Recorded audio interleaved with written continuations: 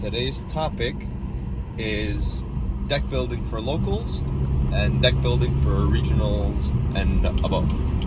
So when you're deck building for locals, you could play, the very high ceiling combo deck with the 3-4 engine requirements, and you could do well.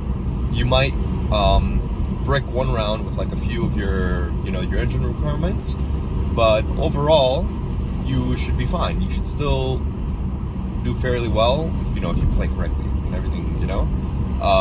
You're playing a decent strategy. But for regionals and above, I would encourage you, if let's say your combo deck, you could play 2 engine requirements, right? You need 2 engine requirements to resolve your combo, right? Now, yeah, you could bump it up to 3 to do like the extra combo to end on like 2 more negates, right?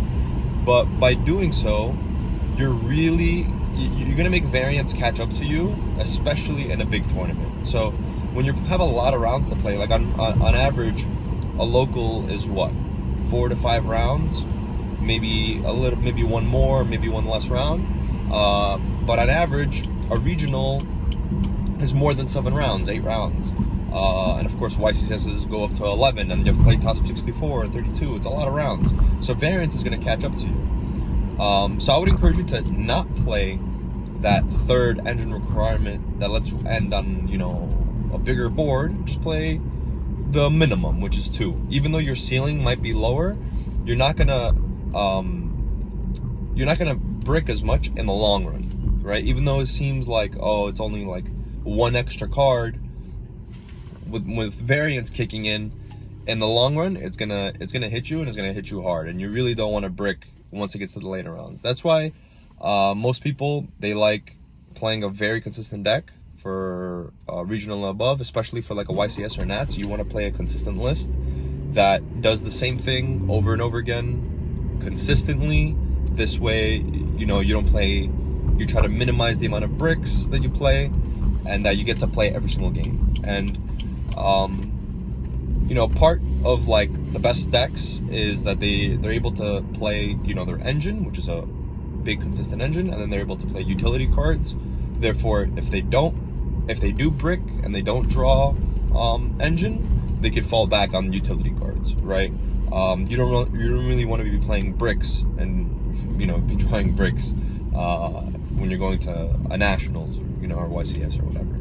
So variance is part of the game. It's inevitable. It applies to every single player. It applies to every single deck.